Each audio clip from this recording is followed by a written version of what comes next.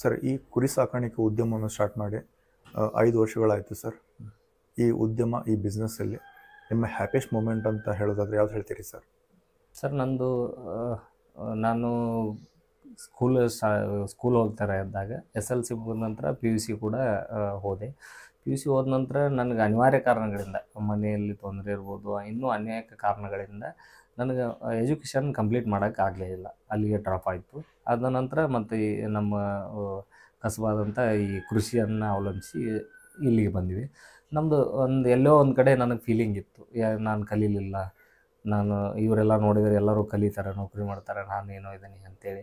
ಅದ ನಂತರ ಕೆಲವೊಂದಷ್ಟು ದಿನ ಆದಮೇಲೆ ರೈತಕಿ ಮಾಡ್ತಾ ನನಗೆ ಭಾಳ ಈ ರೈತಕಿಯಲ್ಲಿನ ನಾನು ಏನೋ ಸಾಧನೆ ಮಾಡಬೇಕು, ನಾವೊಬ್ಬ ಏನೋ ಸಾಧನೆ ಮಾಡ್ಬೇಕಂತ ಹೊಂಟಾಗ ನಾನು ಈ ಕುರಿ ಸಾಕಾಣಿಕೆಯನ್ನು ಮಾಡಿದೆ. ಈ ಕುರಿ ಸಾಕಾಣಿಕೆಯಲ್ಲಿ NLM ಯೋಜನೆ ಅಡಿ ಏನು ನಾನು ಈ ಸ್ಕೀಮಲ್ಲಿ ನಾನು ಅಪ್ಲೈ ಆದೆ. ಧಾರವಾಡ ಡಿಸ್ಟಿಕ್ನಲ್ಲಿ ನಾನು ಮೊದಲನೇವನಾಗಿ ನಾನು NLM ಸ್ಕೀಮನ್ನು ಪಡೆದುಕೊಂಡೆ. ಇದು ಪಡೆದುಕೊಂಡ ನಂತರ ನಾನೆಲ್ಲ ಫಾರ್ಮ್ ಮಾಡಿದೆ. ನನಗೆ ಸಾಕಷ್ಟು ಕೃಷಿ ವಿಶ್ವವಿದ್ಯಾಲಯದಿಂದ ಸಾಕಷ್ಟು ಎಲ್ಲರೂ ಪ್ರೊಫೆಸರ್ಸು, ಅಲ್ಲಿ ಲೆಕ್ಚರ್ಸು, ಸ್ಟೂಡೆಂಟ್ಸು, ಇಂಜಿನಿಯರ್ಸು ಎಲ್ಲರೂ ಬಂದು ಭಾಳ ಅಪ್ರಿಸಿಯೇಟ್ ಮಾಡಿದರು. ಅದು ಮಾಡಿದ ನಂತರ ನನ್ನ ಹ್ಯಾಪಿಯೆಸ್ಟ್ ಮೂಮೆಂಟ್ ಅಂದರೆ, ನಾನು ಒಂದು final year BSc agri degree ಸ್ಟೂಡೆಂಟಿಗೆ ಒಂದು ದಿನ ನನಗೆ ಬೋಧನೆ ಮಾಡಲಿಕ್ಕೆ ನನ್ನ ಅಗ್ರಿ ಕಾಲೇಜಿಗೆ ಇನ್ವೈಟ್ ಮಾಡಿದರು.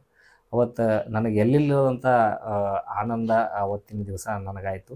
ಯಾಕಂದ್ರೆ ನಾನು ಅಂದ್ಕೊಂಡಿರಲಿಲ್ಲ, ನಾನು PUC ಓದಿರುವಂಥ ಹುಡುಗ, ನಾನು ಏನು ಮಾಡೋಕ್ಕೆ ಸಾಧ್ಯ ಐತಿ, ನನ್ನಿಂದ ಏನೂ ಆಗೋದಿಲ್ಲ ಅಂತೇಳಿ ಅಂದ್ಕೊಂಡಿದ್ದೆ. ಬಟ್ ಅವತ್ತು ನನಗೆ ಭಾಳ ಖುಷಿ ಆಯಿತು. ನಾನು ಕೂಡ ಒಬ್ಬ ಡಿಗ್ರಿ ಫೈನಲ್ ಇಯರ್ ಓದುವಂಥ ಹುಡುಗರಿಗೆ ನಾನು ಇವತ್ತು ಬೋಧನೆ ಮಾಡ್ಬೋದು ಅಂಥೇಳಿ ಅಂದ್ಕೊಂಡಿದ್ದು ನನಗೆ ಅವತ್ತು ನನ್ನ ಹ್ಯಾಪಿಯೆಸ್ಟ್ ಮೂಮೆಂಟ್, ನನ್ನ ಜೀವನದ ಒಂದು ದೊಡ್ಡ ಸಾಧನೆ ಅಂತೂ ಕೂಡ ನಾನು ಅಂದ್ಕೊತೀನಿ ಸರ್. ಇವತ್ತು ನನ್ನ ಉದ್ಯೋಗದಲ್ಲಿ ನಾನು ಕೋಟಿಗಟ್ಟಲೆ ದುಡಿತಾ ಇದ್ದೀನಿ ಸರ್. ತಮಗೆಲ್ಲ ಗೊತ್ತಿರುವಂಗೆ ಇದು ಪ್ರಾಫಿಟ್ ಲಾಸು ಹೆಂಗೈತಿ, ನಾನು ಈಗಾಗಲೇ ಇಲ್ಲಿವರೆಗೂ ಸಮಗ್ರವಾಗಿ ತಮ್ಮ ಜೊತೆ ಚರ್ಚೆ ಮಾಡಿದ್ದೀನಿ. ನಾನು ಕೋಟಿಗಟ್ಟಲೆ ದುಡಿಯುವಂಥ ಸಂದರ್ಭದಲ್ಲಿ ದುಡಿಬೋದು. ಇವತ್ತು ನಾನು 1 ಕೋಟಿ ದುಡಿಬೋದು, 2 ಕೋಟಿ ದುಡಿಬೋದು.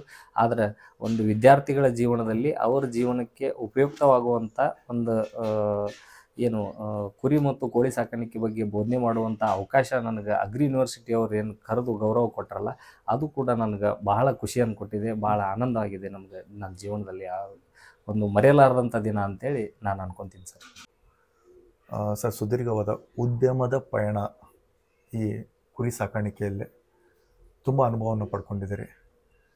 ನಿಮ್ಮ ಪ್ರಕಾರ ಸಕ್ಸಸ್ಗೆ ಕೀ ಏನು ಸರ್? ಸರ್, ಸಕ್ಸಸ್ಗೆ ಕೀ ಅಂದರೆ ನಾವು ಏನು ಶ್ರದ್ಧೆಯಿಂದ ಕೆಲಸ ಮಾಡ್ತೀವಿ, ನಾವು ಕೆಲಸದಲ್ಲಿ ನಾವು ಎಷ್ಟು ಏಕಾಗ್ರತವಾಗಿ ಅಂದರೆ ಶ್ರದ್ಧೆಯಿಂದ ಕೆಲಸವನ್ನು ಮಾಡ್ತೀವಿ, ಆ ಕೆಲಸದ ಪರಿಶ್ರಮದ ಪ್ರತಿಫಲ ಏನಿದೆಯಲ್ಲ ಸರ್, ಆ ಪ್ರತಿಫಲ ಪ್ರತಿಯೊಂದು ಹಂತದಲ್ಲೂ ನನಗೆ ಸಿಗ್ತಾ ಹೋಗ್ತಾ ಇದೆ ಸರ್. ನಾನು ಯಾವಾಗ ಶ್ರದ್ಧೆಯಿಂದ ಕೆಲಸ ಮಾಡ್ತಾ ಇದ್ದೀನಿ ಅವಾಗೆಲ್ಲ ನನಗೆ ಅದಕ್ಕೆ ತಕ್ಕ ಪ್ರತಿಫಲ ಸಿಗ್ತಾ ಇದೆ. ಹಾಗೆ ನನ್ನ ಮನೆಯಲ್ಲಿರುವಂಥ ಎಲ್ಲ ನನ್ನ ತಮ್ಮ ಇರ್ಬೋದು, ತಾಯಂದಿರು ಇರ್ಬೋದು, ಅಥವಾ ಮಾವ, ಅಕ್ಕ, ಎಲ್ಲರೂ ಕೂಡ, ತಂಗಿ, ಎಲ್ಲರೂ ಕೂಡ, ಅಳಿಯಂದರು ಎಲ್ಲರೂ ಕೂಡ ಭಾಳ ಸಹಕಾರದಿಂದ ನನ್ನ ಜೊತೆಗೆ ಇದ್ದಾರೆ. ನಾನು ಏನೇ ಕೆಲಸ ಮಾಡ್ತಾಯಿದ್ರು ಕೂಡ ನನ್ನ ಜೊತೆಗೆ ಅವರು ಭಾಳ ಸಹಕಾರ ಮಾಡ್ತಾರೆ. ಹಾಗೆ ನಮ್ಮ ಮೊರಬದ ಜನತೆ ಕೂಡ ನನ್ನ ಮೇಲಿಟ್ಟಿರುವಂಥ ಪ್ರೀತಿ, ವಿಶ್ವಾಸ, ನಾನೇನೋ ಒಂದು ಮಾಡ್ತೀನಿ ಅಂದ್ರೆ ನನಗೆಲ್ಲ ಸಹಕಾರ ಮಾಡ್ತಾರೆ, ಭಾಳ ಪ್ರೋತ್ಸಾಹ ನೀಡ್ತಾರೆ. ಇವೆಲ್ಲವೂ ಕೂಡ ನನ್ನ ಸಕ್ಸಸ್ಸಿಗೆ ಕಾರಣ ಆಗುತ್ತೆ ಅಂತ ನಾನು ಹೇಳಕ್ಕೆ ಇಷ್ಟಪಡ್ತೀನಿ ಸರ್. ಒಬ್ಬ ಒಳ್ಳೆಯ ಉತ್ತಮ ರೈತರಾಗಿ ತಾವು ಸಮಾಜಕ್ಕೆ ಒಂದು ಕೊಡುಗೆಯನ್ನು ಕೊಡೋದಾದರೆ ತಾವೇನು ಕೊಡ್ಬೋದು ಸರ್?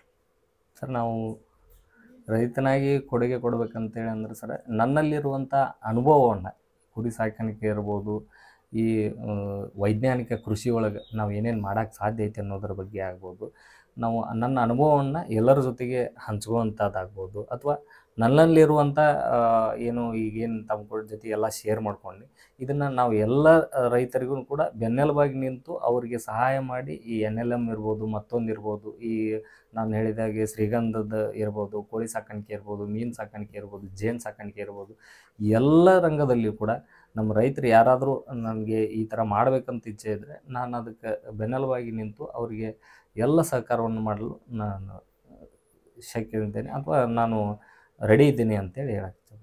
ಅದೇ ನಿಮ್ಮ ಪ್ರಕಾರ ಸಮಾಜಕ್ಕೆ ಒಂದು ಉತ್ತಮ ಕೊಡುಗೆ ಅಂತ ಹೇಳ್ಬೋದು ಸರ್. ಪರ್ಫೆಕ್ಟ್ ಸರ್, ತುಂಬ ಅದ್ಭುತ ಮಾತುಗಳು ಸರ್. ಸರ್, ನೀವು ತುಂಬ ಕಡೆ ತರಬೇತಿಯನ್ನು ತೊಗೊಳ್ತೀರಿ. ಮತ್ತು ತರಬೇತಿಯನ್ನು ಕೊಡ್ತೀರಿ. ಹಾಂ ಸರ್. ಅದ್ರ ಬಗ್ಗೆ ಸ್ವಲ್ಪ ಮಾಹಿತಿ ಕೊಡಿ ಸರ್. ಸರ್, ಈ ರೈತಕಿಯಲ್ಲಿ ಈ ಕೃಷಿಯಲ್ಲಿ ನಾವು ಈ ದಿನ ಹೊಸದೊಂದು ಏನಾದ್ರು ಕಲಿತಾ ಇರಬೇಕು. ಯಾಕಂದ್ರೆ ಎಷ್ಟು ಕಲ್ತ್ರೂ ಕಡಿಮೆನೆ. ಕೃಷಿ ಒಳಗೆ ವೈಜ್ಞಾನಿಕತೆಯನ್ನು ಅಳವಡಿಸ್ಕೋಬೇಕು, ಹೊಸದು ಏನಾದ್ರು ಮಾಡಬೇಕು. ಪ್ರತಿಯೊಂದು ಉಪಯುಕ್ತ ಆಗುವಂಥದ್ದು, ಕೃಷಿಯಿಂದ ಬಂದಿರತಕ್ಕಂಥ ಪ್ರತಿಯೊಂದು ವಸ್ತುನು ಉಪಯುಕ್ತ ಆಗುವಂಥದ್ದೇನೆ ಅದು ನಮಗೆ ಗೊತ್ತಿಲ್ಲ. ಸುಮಾರು ಅಂಥವು ನಾವು ತಪ್ಪುಗಳನ್ನ ಮಿಸ್ಟೇಕ್ಗಳನ್ನು ಮಾಡ್ತಾ ಇರ್ತೀವಿ. ಅದು ತಪ್ಪಲ ಇರ್ಬೋದು, ಮೇವು ಇರ್ಬೋದು, ಅದು ಯೂಸ್ ಆಗ್ಲಂಥದ್ದನ್ನು ನಾವು ಬೆಂಕಿ ಹಚ್ಚಿ ಸುಡುವಂಥದ್ದು, ಇಂಥ ಅನೇಕ ಕೆಲಸಗಳನ್ನ ನಾವು ಮಾಡ್ತಾ ಇರ್ತೀವಿ. ಆದ್ರೆ ಕೃಷಿ ಜೊತೆಗೇ ನಾವು ಏನೇನು ಮಾಡ್ಬೋದು ಅಥವಾ ಅದರಿಂದನೂ ಹೇಗೆ ಲಾಭ ತೊಗೋಬೋದು ಅನ್ನೋದ್ರ ಬಗ್ಗೆ ಸಾಕಷ್ಟು ಸರ್ಕಾರದ ತರಬೇತಿ ಕೇಂದ್ರಗಳನ್ನು ಅವರು ಅದಕ್ಕೋಸ್ಕರನೇ ಪ್ರತಿಯೊಬ್ಬರಿಗೂ ಇಷ್ಟಿಷ್ಟು ರೊಕ್ಕ ಅಂತೇಳಿ ಖರ್ಚು ಮಾಡಿ ತರಬೇತಿಗಳನ್ನು ಕೊಡ್ತಾ ಇದ್ದಾರೆ. ಅದರ ಸದುಪಯೋಗವನ್ನು ನಾವೆಲ್ಲ ರೈತರು ಇವತ್ತಿನ ದಿನ ಪಡ್ಕೋಬೇಕಾಯ್ತು. ಬರೀ ಸರ್ಟಿಫಿಕೇಟಿಗಾಗಿ ನಾವು ತರಬೇತಿಗೆ ಹೋಗಬಾರ್ದು. ಅಲ್ಲಿ ತರಬೇತಿಯಲ್ಲಿ ಕಲ್ತಿರ್ತಕ್ಕಂಥದ್ದನ್ನು ನಾವು ಇವತ್ತು KVK ಧಾರವಾಡ ಹೋಗಿರ್ಬೋದು, ಆಮೇಲೆ ಬರ್ಡ್ ಮಂಗಳೂರು ಟ್ರೈನಿಂಗ್ ಹೋಗಿದ್ದೀವಿ, ಆಮೇಲೆ ಬೆಂಗಳೂರು ಹೋಗಿದ್ದೀವಿ, CFTRI ಮೈಸೂರು ಹೋಗಿದ್ದೀವಿ, ಆಮೇಲೆ ಮೊನ್ನೆ ಪಾಟರ್ ಸಿಂಪೋಸಿಯಮ್ ಅಂತೇಳಿ ವಿಜ್ಞಾನ ದಿವಸ ಡೆಲ್ಲಿಯಲ್ಲಿ ಮೇವಿನ ಬಗ್ಗೆ ಒಂದು ದಿವಸ ಟ್ರೈನಿಂಗ್ ಇತ್ತು. ಅಲ್ಲಿ ಕೂಡ ನಾನು ಅಟೆಂಡ್ ಆಗಿ ಬಂದಿದ್ದೀನಿ. ಅದರಿಂದ ಸಾಕಷ್ಟು ಎಕ್ಸ್ಪೆರಿಮೆಂಟ್ ಮಾಡ್ತಾ ಇರ್ತೀನಿ. ನಾನು ಬಂದ ತಕ್ಷಣ ಅಲ್ಲಿ ಏನು ಕಲ್ತು ಬಂದಿರ್ತೀನಿ ಅದನ್ನು ಏನು ಮಾಡೋಕ್ಕೆ ಸಾಧ್ಯ ಐತಿ ಇಲ್ಲಿ ನಮ್ಮ ಕೃಷಿ ಒಳಗೆ ನಾವು ಅದನ್ನು ಅಳವಡಿಸ್ಕೋಬೇಕು. ಇವತ್ತು ನಾನು ಆಮೇಲೆ ತಲೆಯಾಗ ಹಿಡಿಲಷ್ಟು ಸಾಕಷ್ಟು ತೊಗೊಂಡು ಏನೂ ಮಾಡ್ದಾಗ ಕುಂಡ್ರಬಾರ್ದು. ಏನು ಸಾಧ್ಯ ಐತಿ, ನಮಗೆ ಏನು ಅಲ್ದಾಗ ಮಾಡೋಕ್ಕೆ ಶಕ್ಯ ಐತಿ. ನಮ್ಮ ಈ BC ಸಾಯಿಲ್ ಐತಿ, ನಮ್ಮದೆಲ್ಲ ಇದ್ರಿ ಡ್ರೈ ಲ್ಯಾಂಡ್, ನೀರು ಮಲಪ್ರಭಾ ಯಾವಾಗೋ ಬರುತ್ತೆ ಹೋಗುತ್ತೆ. ಈ ನಮ್ಮ ಕ್ಲೈಮೇಟಿಗೆ ಈ ನಮ್ಮ ನೀರಿನ ಎಷ್ಟು ಐತಿ ಅಷ್ಟು ನೀರಿನೊಳಗೆ ನಾವು ಏನು ಮಾಡೋಕ್ಕೆ ಸಾಧ್ಯ ಐತಿ ಅದನ್ನು ಎಕ್ಸ್ಪೆರಿಮೆಂಟ್ ಮಾಡ್ತಾ ಇರಬೇಕು. ಅದರಿಂದ ಸಾಕಷ್ಟು ರೈತರಿಗೆ ಉಪಯೋಗನೂ ಆಗ್ತೈತಿ, ನನಗೆ ಲಾಭ ಕೂಡ ಆಗ್ತೈತಿ. ರೈತರಾಗಿ ನಮಗೂ ಕೂಡ ಅದರಿಂದ ಸಾಕಷ್ಟು ಲಾಭ ಐತಿ. ಸೊ ನಾವು ಅಲ್ಲಿ ತರಬೇತಿ ಪಡೆದು ಬಂದ್ವಿ. ನಾವು ಒಬ್ಬರೇ ಅದರಿಂದ ಉಪಯೋಗ ಪಡ್ಕೋಬೇಕು ಅಥವಾ ನಾನೊಬ್ಬನೇ ಆರ್ಥಿಕವಾಗಿ ಸದೃಢ ಆಗಬೇಕು, ನನ್ನ ಕೃಷಿ ಒಳಗೆ ಮಾತ್ರ ಅದನ್ನು ಅಳವಡಿಸ್ಕೋಬೇಕು ಅನ್ನೋ ಉದ್ದೇಶ ನಮ್ಮದಲ್ಲ. ನಾವು ತಿಳ್ಕೊಂಡು ಬಂದದ್ದನ್ನು ನಮ್ಮ ಸುತ್ತಮುತ್ತ ಇರೋಂಥ ಸಾಕಷ್ಟು ರೈತರ ಜೊತೆ ಅದನ್ನು ಹಂಚ್ಕೋಬೇಕು. ಅದರಲ್ಲಿ ನಾನು ಮಾಡುವಂಥ ಪದ್ಧತಿ ಸ್ವಲ್ಪ ಬದಲಾವಣೆ ಇರ್ಬೋದು, ಇನ್ನೊಬ್ಬರು ರೈತರು ಮಾಡುವಂಥ ಪದ್ಧತಿ ಇನ್ನೊಂದು ಥರ ಇರ್ಬೋದು. ಅದರಲ್ಲಿ ಯಾರಾದರೂ ಸಕ್ಸಸ್ ಆಗೇ ಆಗ್ತಾರೆ 100%. ಅದನ್ನೆಲ್ಲ ಅವರು ಎಕ್ಸ್ಪೆರಿಮೆಂಟ್ ಮಾಡಿನೇ ನಮಗೆ ಹೇಳಿರ್ತಾರೆ. ಅದನ್ನು ಕೂಡ ನನ್ನ ಜೀವನದಲ್ಲಿ ನಾನೇನು ಈಗ ಕೃಷಿ ಒಳಗೆ ನಾನು ಅದನ್ನು ಅಳವಡಿಸ್ಕೊಂಡು ನಾನು ಕೂಡ ಎಕ್ಸ್ಪೆರಿಮೆಂಟ್ ಮಾಡ್ತೀನಿ. ಸಾಕಷ್ಟು ಜನ ರೈತರು ನನ್ನ ಹತ್ರ ಏನು ಬಂದಿರ್ತಾರೆ ಅವರಿಗೆ ಅದ್ರ ಬಗ್ಗೆ ಮಾಹಿತಿಯನ್ನು ಕೂಡ ಕೊಡ್ತೀನಿ. ನನ್ನ ಹತ್ರ ಬರೀ ಫಾರ್ಮ್ ನೋಡೋಕೆ ಬಂದಿರ್ತಾರೆ.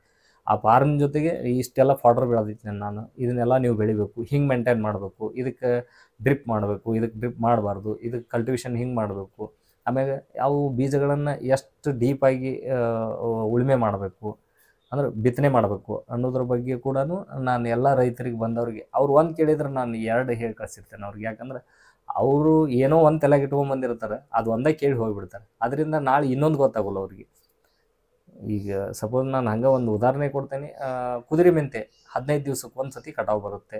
ಅದನ್ನು ಹಂಗಂದ್ರೆ ಭಾಳ ಚಲೋ ಬರ್ತೈತಿ, ಆ ಕುದುರೆ ಮೆಂತೆ ಹಾಕ್ತೀವ್ರಿ ಅಂತ ಹೋಗ್ಬಿಡ್ತಾರೆ. ಕುದುರೆ ಮೆಂತೆ ಎಲ್ಲಿ ಸಿಗ್ತಾವೆ ಅಂತ ಹೇಳ್ತಾರೆ, ಇಂಥಲ್ಲಿ ಸಿಗ್ತಾವೆ ತೊಗೊರ್ರಿ, ಬಿತ್ತನೆ ಮಾಡಿರಿ, 15 ದಿವ್ಸಕ್ಕೆ ಒಂದು ಸತಿ ಕಟಾವು.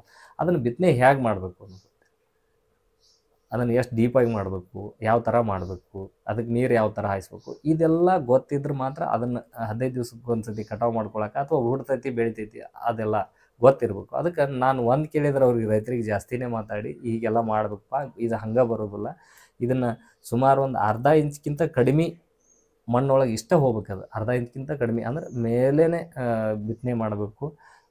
ಅದಕ್ಕೆ ನೀರು ಹರಿಸಬಾರ್ದು. ಸ್ವಲ್ಪ ಈ ಸ್ಪ್ರಿಂಕ್ಲರ್ ಅಂತೀವಲ್ಲ ಆ ಥರ ನಾಜಲ್ ಹೊಡಿಸಿ ಸ್ವಲ್ಪ ಕಡಿಮೆ ಇದರೊಳಗೆ ನೀರನ್ನು ತೋರಿಸಿ ಹುಟ್ಟಿಸ್ಬೇಕು. ಫಸ್ಟ್ ಹುಟ್ಟಿ ಆದ ನಂತರ ಅದು ಕಂಟಿನ್ಯೂಯಸ್ ಆಗಿ ಅದಕ್ಕೆ ಡ್ರಿಪ್ ಮಾಡಿಬಿಟ್ರೆ 15 ದಿವ್ಸಕ್ಕೆ ಒಂದು ಸತಿ ಕಟಾವು ಬರ್ತಾವೆ. ಇಂಥವೆಲ್ಲನೂ ಕೂಡ ನಾವು ಬಹಳಷ್ಟು ರೈತರಿಗೆ ನಾನು ಕಲ್ತ್ಕೊಂಡು ಬಂದಿದ್ದಂಥ ನನಗೆ ಅವ್ರು ಒಬ್ಬರಿಗೆ ಹೇಳ್ಯಾರ. ಅವರು ಯಾರು ಸರ್ಕಾರದ ಏನು ಟ್ರೈನಿಂಗ್ಗಳು ಇದ್ದಾವಲ್ಲ ಅಲ್ಲಿ ನಾನು ಒಬ್ಬ ತಿಳ್ಕೊಂಬಂದ್ರೆ ನಾನು ಇಲ್ಲಿ ಸಾವಿರಾರು ಮಂದಿ ರೈತರಿಗೆ, ನನ್ನಂತೆಲ್ಲ ಬರುವಂಥ ಸಾವಿರಾರು ಮಂದಿ ರೈತರಿಗೆ ಕೂಡ ಅದ್ರ ಬಗ್ಗೆ ನಾನು ಸವಿಸ್ತರವಾಗಿ ಹೇಳುವಂಥ ಕೆಲಸ ಕೂಡ ಮಾಡ್ತಾಯಿದ್ದೀನಿ ಸರ್.